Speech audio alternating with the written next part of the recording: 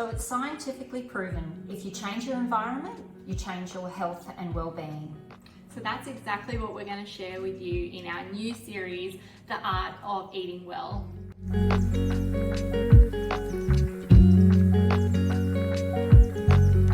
Today's episode, we're going to show you 5 smart swaps for a healthy kitchen.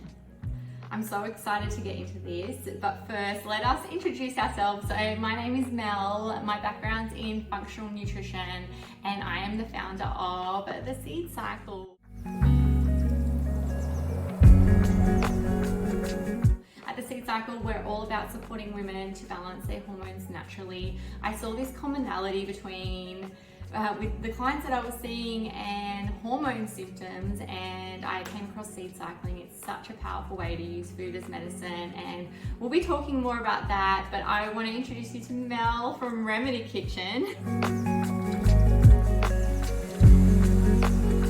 Founder of Remedy, and interestingly, the reason why we met and connected was because I was having hormonal issues, and I very much didn't want to delve down any avenues that I would regret later. I wanted to try a holistic, natural approach because that's what my product is all about.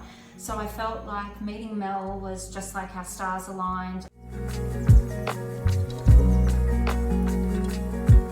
Our first food swap is bread and wraps. This is one of the first swaps I get my clients to make, and I know it sounds so simple, but I've seen it time and time again. When we're eating good quality, unprocessed bread, it helps with digestion, it helps with our gut health, it helps with inflammation levels, and just has that. You can tell when you eat a sandwich with processed bread, your stomach feels so bloated, and it's an awful feeling. It's really taxing on the way that you can feel tired.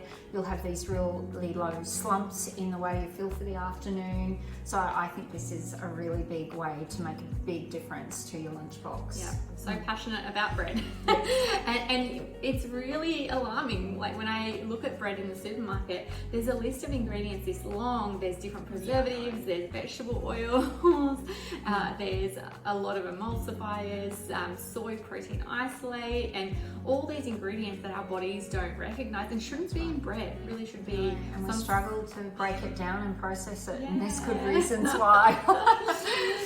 So we would recommend something like a beautiful sourdough from your local bakery. Something that's got lots of whole grains is wonderful, or spelt flour is beautiful.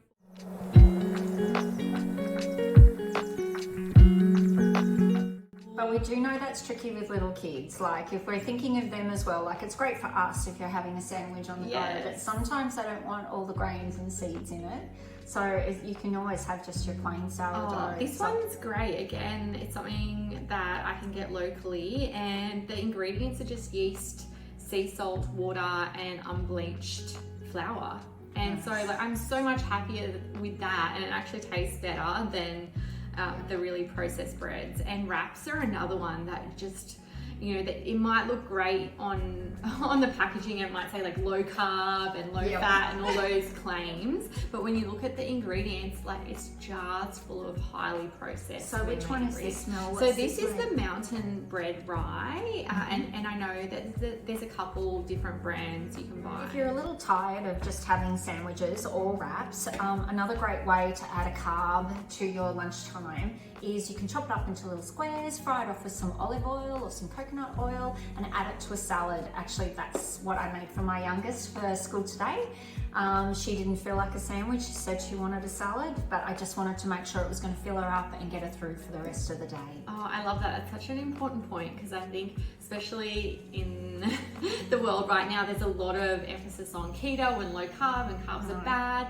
But for teenagers, for us as women as well, carbs, particularly complex carbs, are really important. And I know they have such a bad rap, and they shouldn't have it. It's vital, and I mean, I'm sure Mel can obviously go into it a little bit more than what we can, but there's nothing worse than eating a salad to be healthy and then you're hungry like an hour later. You need to have that healthy, having your carbs and your protein and your good fats.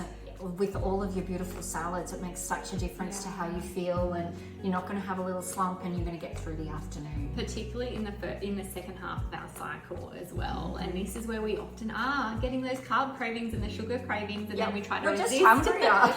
we need more carbs, and that's actually proven now as well, that in the second half of our cycle we need more calories and our body needs beautiful complex carbs. So don't be afraid of bread. But really, I hope this has inspired you to have a look what is in the bread that you're making and make some healthier swaps.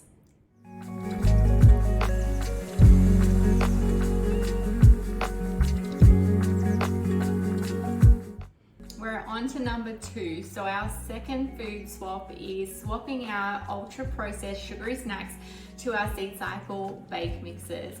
I love... Sorry, Mel, I'll cut you off there. They're delicious. They're a game changer to have in your pantry just when you're having that afternoon, needing a munch and you haven't had your seeds for the day. I know. Well, I'm such a sweet tooth, which I think I've said on the show before, and I love my snacks. But I've seen it time and time again. If I am reaching for something ultra processed, if I, even if it is like, I used to go for those protein bars that you get, which I thought I was doing the right thing, but I would end up having one and then wanting another and wanting another. And now I know that it was because of the lack of nutrients and really not great ingredients in there. So that's where I started switching out those ultra processed snacks for healthy snacks and making my own, using things like Rapidura sugar, coconut sugar, rice malt syrup, honey. I would sweeten with dates. And then I would make sure that I would have a really good source of fat in there. So whether it was seeds and nuts or butter, ghee, which we'll talk about in the next one. And so this is really where the bake mixes came from. So these are great because you're having your therapeutic dose of your seeds for seed cycling for hormone modulation, and then you also have a healthy snack that doesn't leave you feeling hungry or wanting more because the ingredients in there are real. It doesn't leave you with an insulin spike because we're using natural sugars.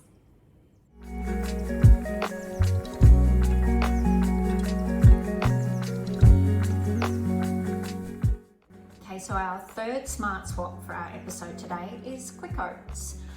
There's nothing better than having something really simple and easy in the morning that's going to fill you up to get you through till lunchtime. My product Remedy has 2 different types of porridges. I have an omega based porridge, and I also have one that's LSA based. And interestingly, when you see quick oats on the supermarket shelf, it's quite scary to see the long list yet again of all of the nasty ingredients that are in there, which is really sad. So these are very, very clean products, and I'm hoping that we can encourage you to make a swap when it comes to your breakfast. But I mean, in saying that, with this base, I don't just do quick oats. I can sometimes do porridge, other times I'll do bircher muesli, or I'll make a protein ball, or I've actually added to baking as well, just to keep it really clean. I know people who will say to me, "Oh, oats don't agree with me," and then I'll ask them what type they were having, and often it will be like you said, like one of those packet oats, quick oats that have things like milk powders in them, that have vegetable oils that are really high in sugar, and I think actually would be classified as an ultra processed food. And so when we get them onto, because oats are great, they're really high in fiber, they have vitamins and minerals, and when we get them onto Mel's Remedy products, it's just like, oh, this feels really nice in my tummy. Yeah. So there you go. Big change. Yeah.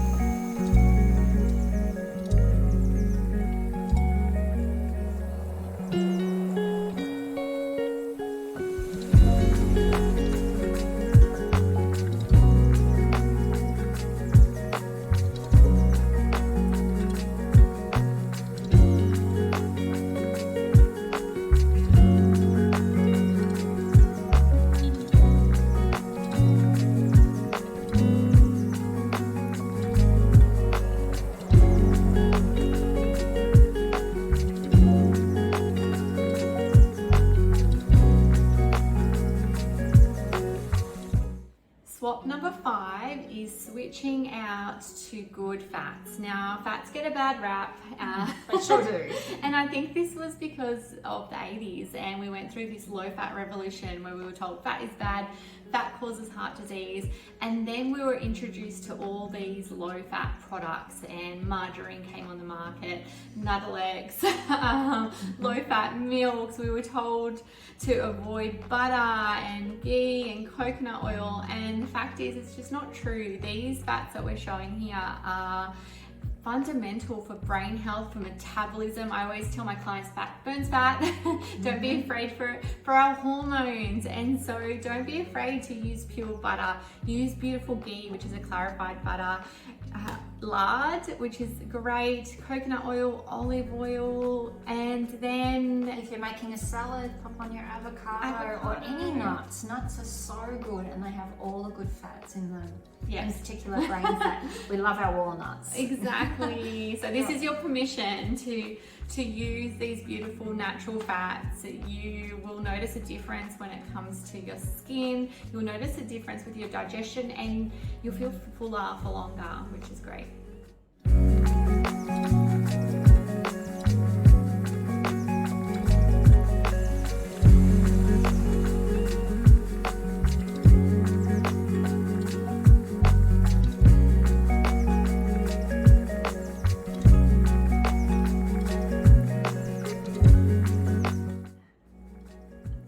Thank you so much for joining us for our first series of the Art of Living Well. We hope that we've introduced you to some food swaps that are really easy to do. Some of them you may have already been aware of, but just kind of forgotten about. So hopefully it's nice to have little reminders. Yeah. So, and even if, as simple as it is, it's just at the supermarket. It's like what you're going to pick off the shelf compared to one thing that can cause a lot of damage to your health and well-being. Just swapping it out for something else, and you've made a huge impact on your health. We love sharing recipes, and we're going to do more of that too. But for now, we just want to help you control your personal food environment, because that's what works for us, and we hope it works for you too.